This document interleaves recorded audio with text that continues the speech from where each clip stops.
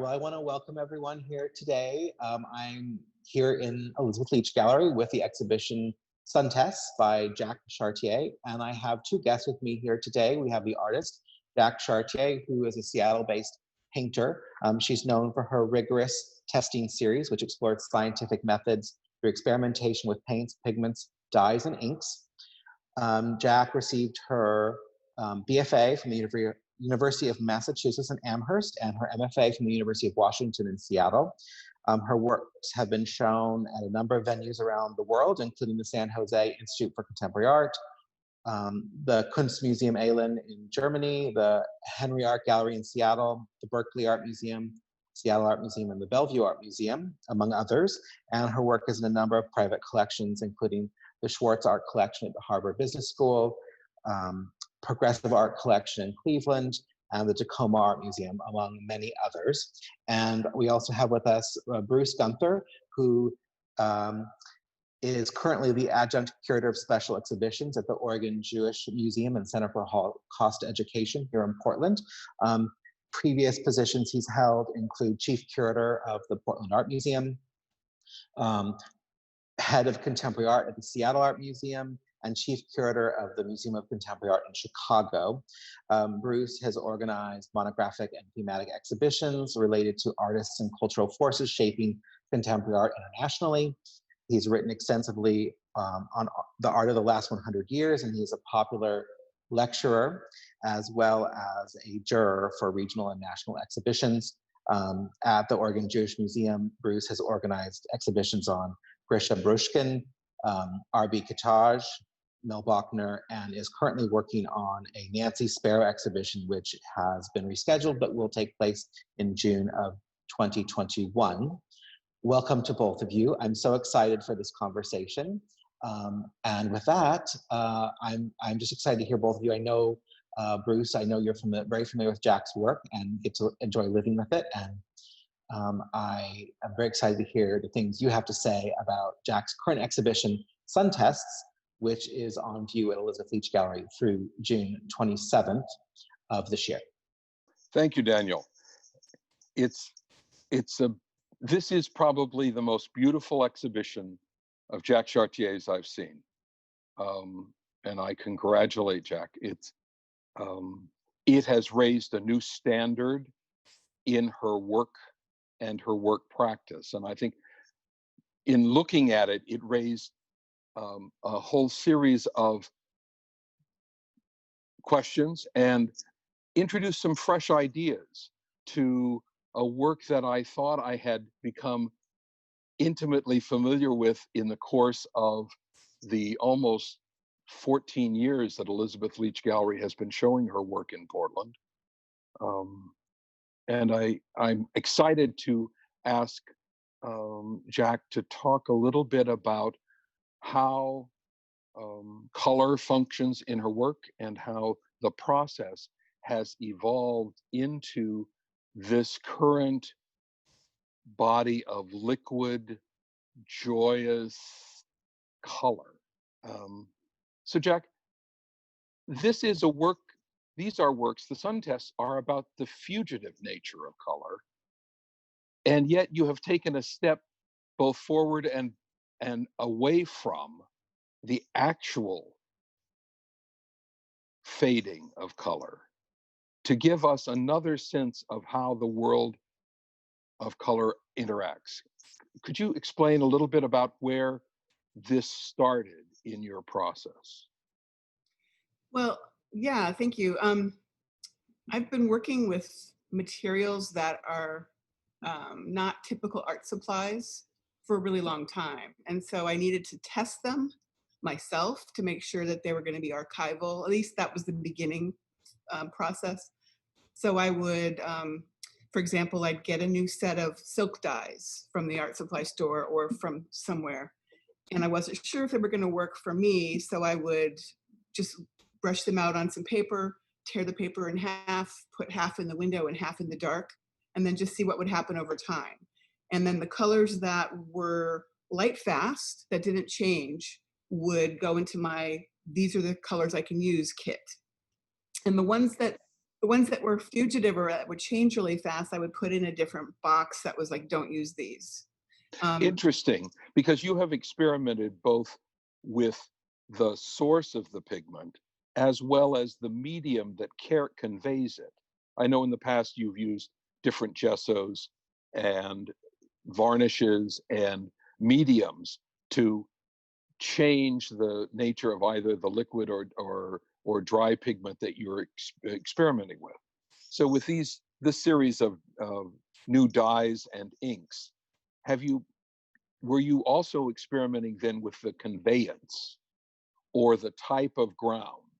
Well, it's always been inks and dyes and stains for the whole testing series, except for the very first show I did, which was using all kinds of materials. But pigment will kind of just sit there. It won't really move, which is why it's so great for oil paint and acrylic paint. But for what I'm doing, I'm really working with dyes and inks and stains, which will, by their very nature, they're tiny little particles, and they will migrate. They'll move through layers of spray paint or whatever. So if I bury an ink underneath another color or a material, it will interact with that material and migrate and move. So it's been inks and dyes for a really long time, not pigment. Well, that's always been the intriguing thing for me because of the work that Sigmar Polke did using minerals, pigments, and found material in varnish and in mediums, and creating a whole body of work. I'm sure you're familiar with the great suite of pictures at San Francisco Museum of Modern Art, where they have literally gone from color to black, black to tint, open and closed over the course of time because of air fading and material change. And you managed to maintain a sense of chromatic richness that those pictures did not start with and do not have. And I think that shifts it in a very interesting way. Well, I think like for me, the color is the important thing. It's like my primary thing that I'm interested in. So I was, when I first started this, if a color was going to disappear, in terms of showing paintings in a gallery context, I didn't want to use those kind of colors. Partly the galleries, it makes it really hard for the galleries to talk to a client, like what's this going to look like in 10 years, and people, that makes them uncomfortable. So for me, the colors that would change and disappear were really interesting to me in a whole other level, but that was more just for me. I would keep those little tests in the background and I kept looking at them going, God, there's something there, but I didn't know how to get it into a format that I could show in a gallery context, because the changes happen while I'm observing it in the studio, but by the time I get to a show, it's already done. It's happened. You know what I mean? Exactly, because with all of these materials that you've used over the time, there is the degradation or the evolution of the pigment and its color that is both chemical and is UV and air light sensitive. Something we don't think about as a curator or a painter. You have to. Exactly.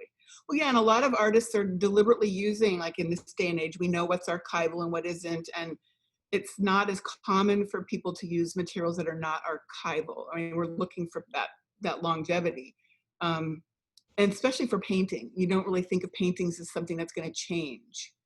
Right, and as we've recently discovered with the studies of Van Gogh, where the colors have changed radically, but it was something that you have been working with for almost a decade, 12 years now, of this notion of how a blue will shift and what will emerge will be a yellow or a green that is different entirely in its physiological read and also its emotional quality.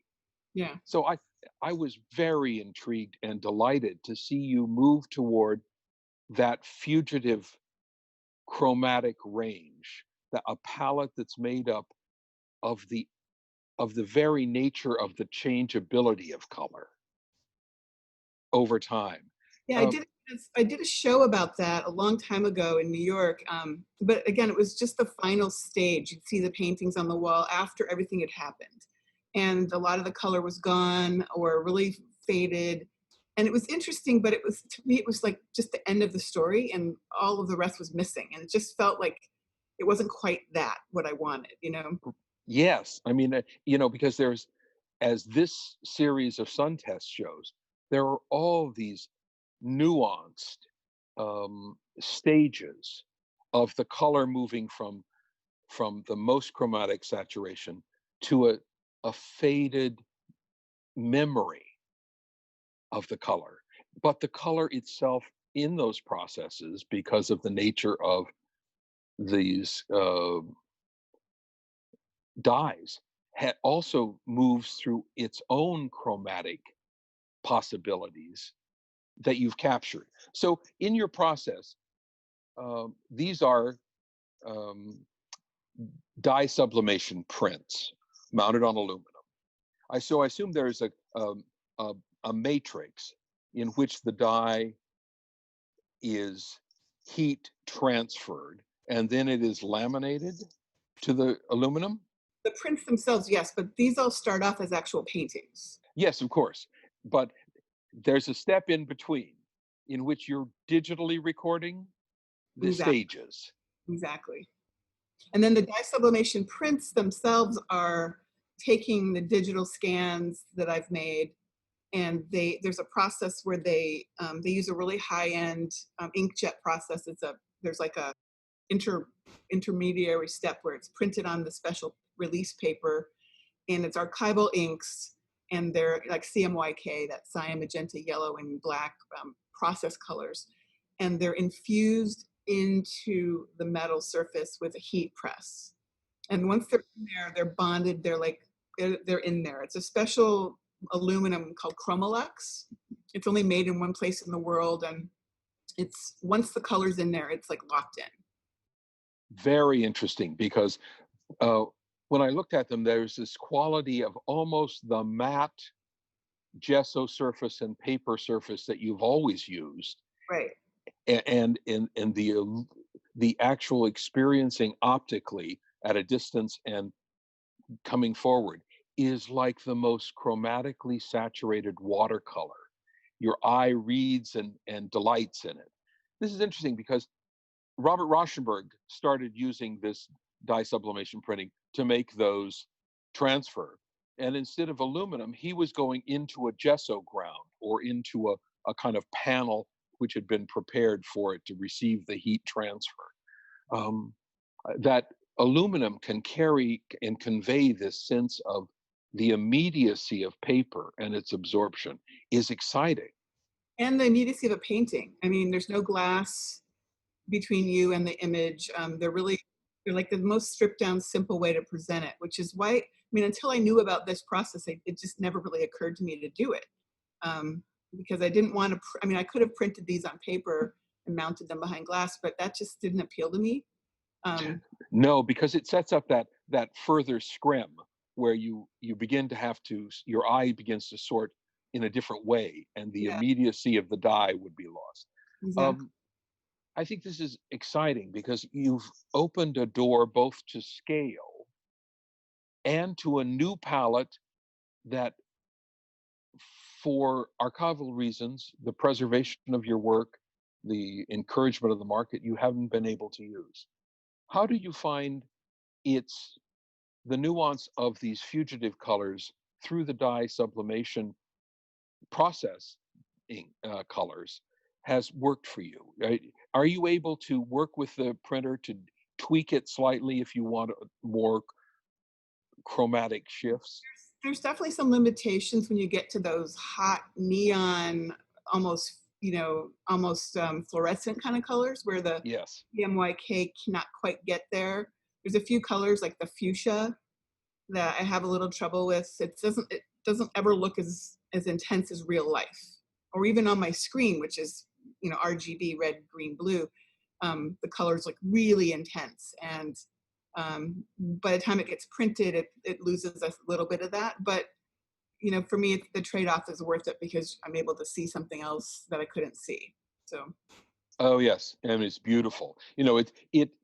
Your work has always been for me and for many of commentators, a balancing between craft and experimentation uh, pure color in painting versus the mediation of time and light. And now, in this work, my initial rush was about the object and beauty, that the process of the experience from a distance and as I moved closer to the objects remained visually active and seductive. And it's a wonderful way to rethink this. And when I move closer, there are still your notations, which are part and parcel of the documentation of the experiment and the experimental nature scientific process of your work.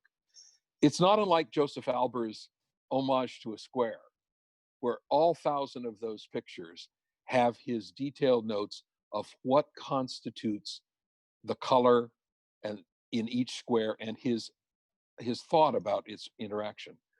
Have you ever spent time thinking about Albers, who was working in a different technological basis for his great book, The Interaction of Color?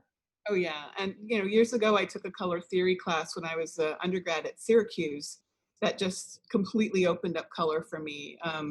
And Albers, of course, was totally on the list. And just the way that when one color's next to another, it changes the perception of both colors.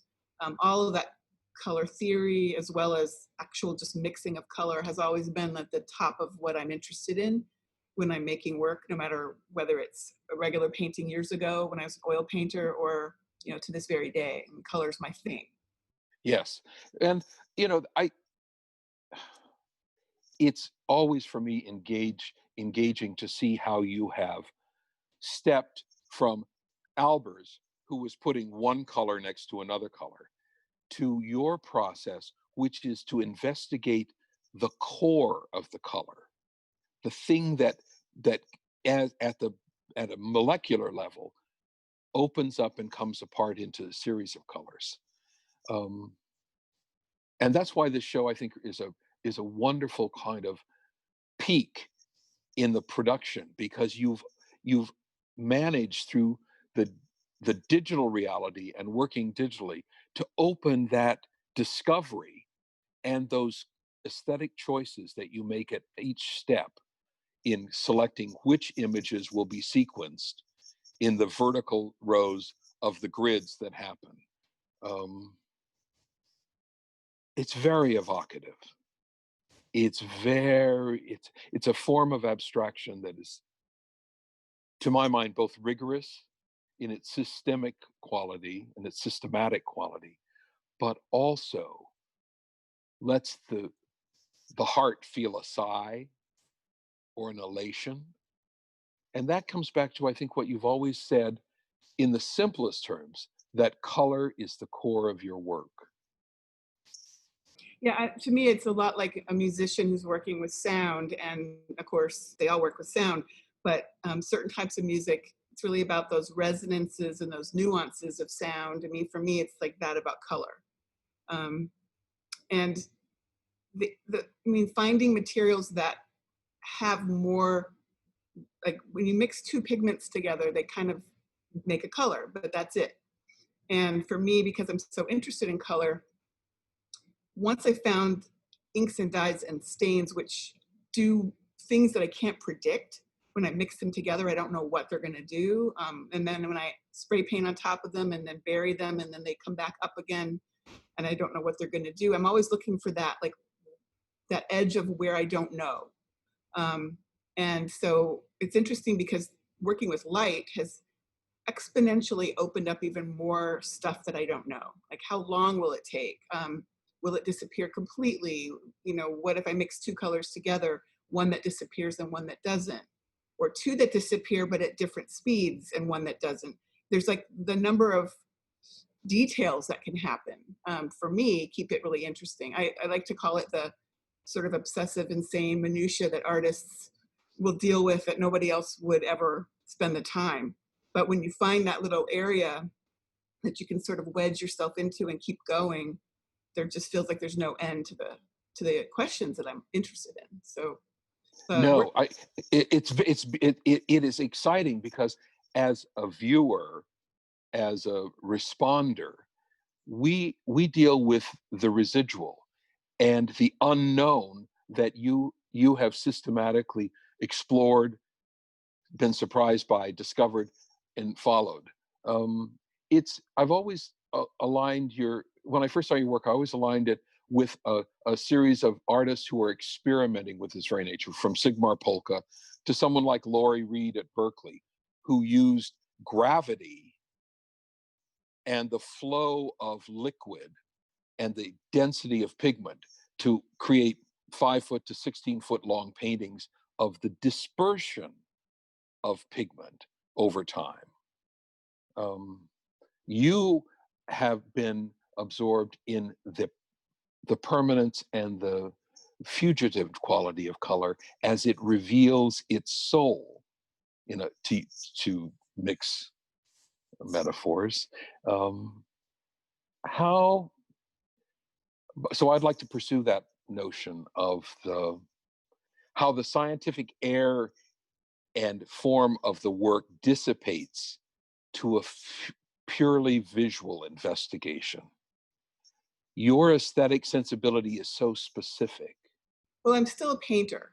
I mean, and I started off, believe it or not, as a representational painter when I was young, and then abstract expressionism, which really let me play with color. But by the time I got to grad school, I was really stripping things down into like really minimal, Agnes Martin kind of grids. And the testing process gave me a way to follow my questions. And it gives me a format for the work, and there's lots of rules about what I can't do. So within that little box that I put myself in, then it's like anything goes. And so your mind starts going, well, what about this? What about that? The funny thing is, when you have rules, it opens things up in a weird way. Whereas if you can do anything, if you can paint anything, then you almost get paralyzed with the choices. But your mind starts kind of going, well, what about these two things, when it gets that specific and that narrow. So for me, the whole testing structure has given me a way to follow my questions down that rabbit hole and keep making the paintings. But I'm still ultimately looking for a basic image that's got resonance to it on this visceral level that's first about the image. And the testing is more about what drives me and keeps me going, like my fuel. But the image is really what I'm after.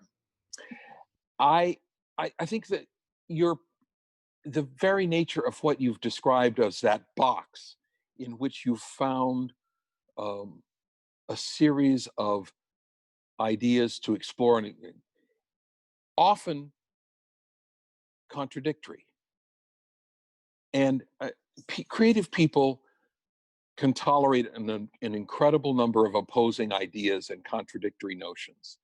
And I think the beauty of what you have achieved is, without choosing, without saying yes or no, or admitting to a black and white situation, you've found in this rabbit hole this wonderful path that is a visual response as well as intellectual and scientific.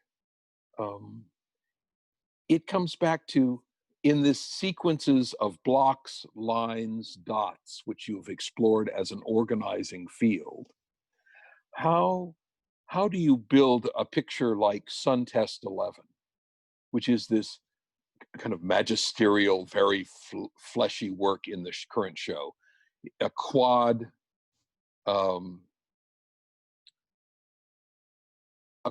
arrangement, blues, purples, greens, and its evolution. It's a very dense work. How does it represent one of those choices that you make as you begin to construct these new dye sublimation works?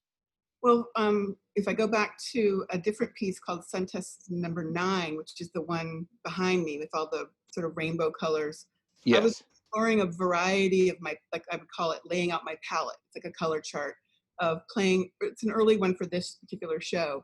And then within that, sometimes certain things will happen. Like certain colors will jump out at me. And I'm like, for SunTest 11, I wanted to take the ones that had a overall purple quality, but some of them changed really fast and some of them changed really slow.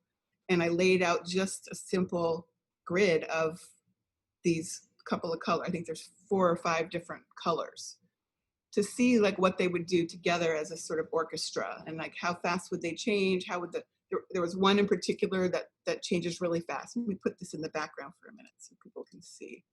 So that that fuchsia color right there, Yes. starts off really purple and it turns into this fuchsia, and eventually it's going to disappear.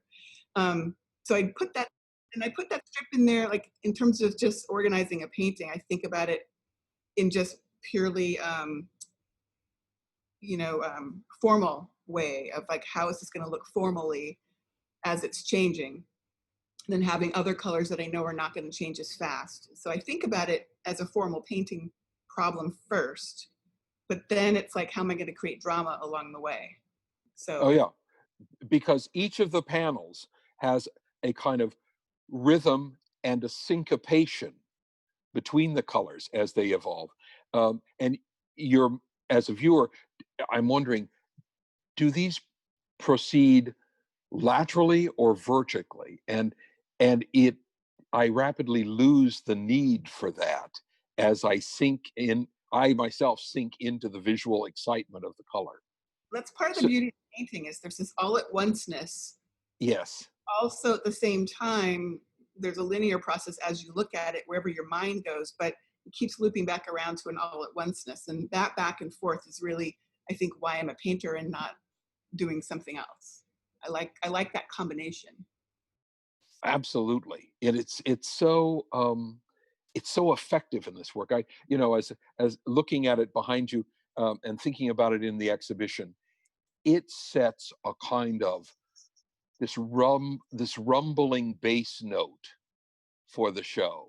To think in musical terms, that it is the bass line around which works like SunTest 3 or SunTest 7, the series of 5 Tondos, explore in a different scale and a different way a specificness. But what your comments raised, the issue about collage, it is. I'm interested, of course, as a curator, in the very specific nature of the steps you take. Do you, as you've come to think about these colors and how you're going to create the dynamic interplay between mark, fade, color, and chromatic movement, do you then remake a work, or do you use the color record of the fading of colors and assemble, like a collage, a series of these small tests? I definitely don't remake a work. For me, the test has to be a real test. That's one of. Yes. Oh, good. So if I know what's going to happen and I just am going to repeat the whole thing, then that to me is not as interesting as having the question be resolved by making the piece. So if there's something about it that I don't know, then there's a painting. If I know everything, to me, then it kind of, for me, becomes craft. So I always inject, I mean, there's a ton of craft in what I do. It's probably 90% craft, but there has to be that open-ended, I don't know what's going to happen part of it for me, for it to keep moving forward, for the whole body of work to keep evolving. It's like, it's funny, because my work has this reference to DNA, I was thinking a lot about like natural selection and what's the natural selection in the studio that makes something continue while something else is a dead end. And for me, it's got to be sparking more questions. So it's really about my curiosity following a thread wherever it goes. Well, and I think that very commitment to process and chance, the unknown, keeps the work fresh for the viewer. It shifts us again and again inside what becomes a known topography, but an invention that refreshes us and causes us ourselves to say, how am I seeing this? What has she done that made this so sparkly? It's like SunTest 3, which are those 3 vertical panels in which it's a high chromatic note, and then it plays back and forth with the red, pink, and oranges and these salmon colors that you can't anticipate as it moves through from absolute saturation to tint. And I found that rhythm was very interesting to rethink about. So we've sort of touched on how this process comes about, that there is the making of something, which is the test, the color tests, that accumulation, going back into your archive of saved tests to think about them. You scan those tests as the digital source material for then what it begins to be the master matrix for this series of multiples images. I actually start off with a painting, a brand new painting that's small. And so the painting itself is using all these fugitive colors. Aha. So like if you look at the one that's behind me, that's an actual painting. You start in the, fell backwards. This one up at the top here, that's the upper right. That's how the painting upper left. day one. Ah, okay. And it was a little, probably a 10 by 10 or 12 by 12 inch. And then I masked it out. I've got this image I can show you. I do these strips of masking cardboard. Oh yes. And I lay them on top. As I'm exposing it in the window every day, that is continuing to mask certain areas, which just gives it more, slows it down for some parts of the painting and creates some more drama, which I like. Yes. Then if you look down here, you can sort of see where that blue is in the center, the core vertically. That's where I masked it. And the color around it is where it was disappearing faster. Right. By the time you get to the last one, you can see that I've started to remove even those strips in the center, and I'm letting it all just disappear. But it's all one painting. It's being scanned every day, sometimes twice a day, depending on what I'm doing. And then I pick certain, so if you string them all together, it would be like a little time-lapse movie, and you just see the color disappear. And I've done some of that. But what I like is being, again, it's the all-at-onceness. I like to be able to compare and contrast the side-by-side. For me, I use repetition a lot for comparing and contrasting. And it lets your eye kind of go back and forth. And that, I mean, we're pattern-seeking creatures as humans. We're looking for like, what's going on here? And I'm kind of curious, like when you look at it, do you recognize it as the same thing changing, or does it look like 4 different paintings? Like, how does that read to you? Well, knowing how radical the shift can be in the course of that fading from other works you've discussed and I've seen of your work, I assumed it was the same work moving across time. But I had, because of the digital process that dye sublimation uses, I had thought you might be assembling different images or scans you had made at another moment, so that you were reinventing. But you, in fact, have just said, I go back to these fugitive colors and I make a small work, which then I manipulate over time to create the final work, which is a composite of different stages of the evolution of this painting. Because at the end of the day, that painting you've made disappears. Or it changes so dramatically that it doesn't look like the beginning. And in fact, I have all these paintings still. Some of them I keep in the window for, like I've got one that's been in the window for 1.5 years, and occasionally I've documented it. Like most of the colors have disappeared, but there are these tenacious ones that hang on. And like I'm kind of curious, like how much will it go? There's one piece in the show, I think it's SunTest number 8. It's a group of 3, and it starts off on the left most colorful, and by the far right, it's almost disappeared completely. I don't know if you remember that one. It's over your left side. And for that one, I chose deliberately only colors that I knew were going to disappear and disappear pretty quickly. And in fact, the first frame of it isn't in the show, but they have it in the gallery. It's like completely pure blast of color.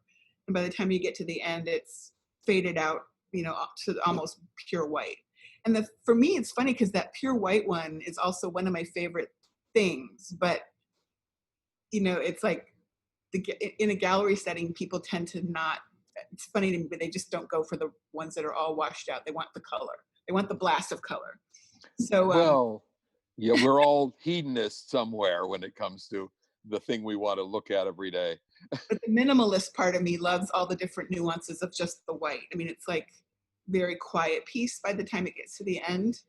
And there's this sort of this reference to impermanence and transience and how life, I mean, it's all around us. Our bodies are changing and eventually we die and disappear. I mean, everything is, there's this entropy that's going on in the world around us. So it's kind of bringing that to light.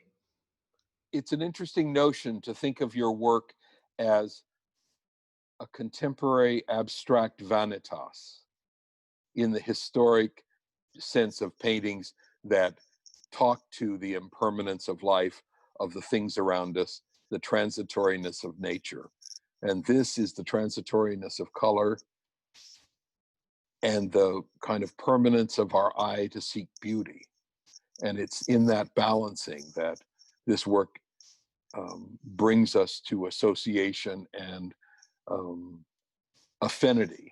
I was particularly struck by the set of Tondos, SunTests 7, which moves from these multiple sequenced panels to really what feels like three notes, or is it two notes of color, which then you have focused down on.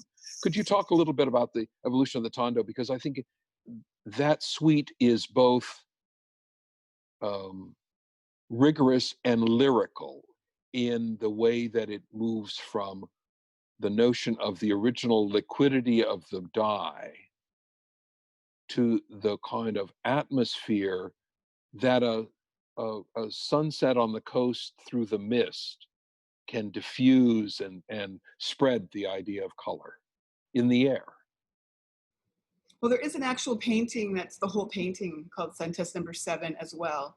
That has there was a detail of it that I zoomed in on. And you know, the circle is sort of reminiscent of the Petri dish or the magnifying glass, zooming in. But I also just I really wanted to see what a circle would look like with this metal, because you can cut out other shapes.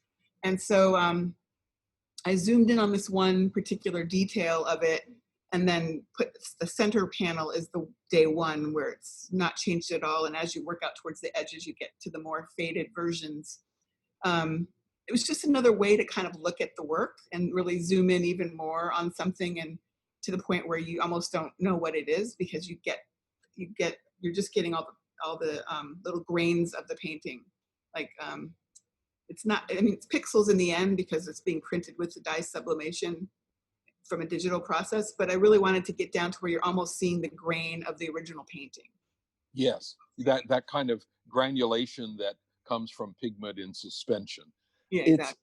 They're very beautiful, and it underlines, I think, the relationship in an art historical way that your oeuvre has with Greenbergian color field painting, in which process and color surmount all other narrative or image-based making.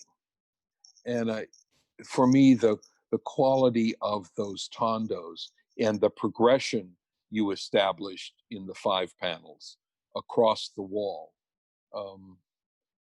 like a great Friedel Zubas painting or a Helen Frankenthaler painting, captures the moment of the saturation and the dissipation, as if the peaks in color are like the peaks in a composition of music or of a poem, where the voice rises and lowers. It moves through its tonal range, just as you've moved through the evolution of that series of marks, which probably are only this big. Yeah, they're tiny. They're in the real painting, yeah, maybe a 3/4 of an inch. Beautiful. To see that its nuance at that scale then in the Tondo is an exciting way to understand both the original and the process you've harnessed to create a new painting. Well, and as a viewer, did you read it left to right, or did you read it from the center out? Like that's, I'm kind of curious. I did both. I initially approached it from the left, and it's a reading culture, so I moved through it left to right. And then I came back and settled in the middle, and then tested my eye as I moved out on either way. It's, you know, because I think the beauty of it, with no fixed bottom, but a sequence on the wall, you were invited to do both. Your intention was, I assume, that you would have it end in a different tone at either end, but that it would invite entry from either way. Yeah, I mean, part of it is just having, for me, a variety of ways of looking at things, not always having it be the same. So, but I'm curious how people read it themselves. Like, I'm not trying to say it has to be read a particular way. I'm not even sure that it matters if people understand the testing process that's going on in the background or in my studio. I mean, for me, it's mostly about how does the image resonate for you when you look at it, and does that work? Do you get that hit of color and that moment that I'm hoping you're getting? Well, you know, I think in talking with visitors to the exhibition in the past, to my own sense of response, I think first and foremost, it is the work of art on the wall. The handwriting from the test strips that you make are notations along the way, like an underdrawing in a traditional canvas. It's additional information, but it is in a coded language. So the viewer comes back to the psychological and emotional and physiological response to color, Good. which is, of course, the core of your practice. Yep. Yeah. Yeah, I think that carries, Jaq, and it makes the work doubly powerful, because history will be able to engage in both the complexity of the process, the aesthetic choices that you make, and ultimately the effect and affect of the work as a singular art object. And that's what I, as a curator, have always looked for, where the craft is subsumed by the resulting object, where beauty and idea create a visual experience that engages us again and again and again. Thank you so much. Well, I want to thank you both for joining us today. This has been a really incredible conversation, very rich and enjoyable, and I hope it's enjoyable for all of the viewers online as well. Jaq, thank you for these incredible paintings. Bruce, thank you for your incredible, insightful words, and I hope to see some of the people here in the gallery soon. We are open by appointment, and contact the gallery if you'd like to make an appointment to see these works, which are on view through June 27th. Thank you.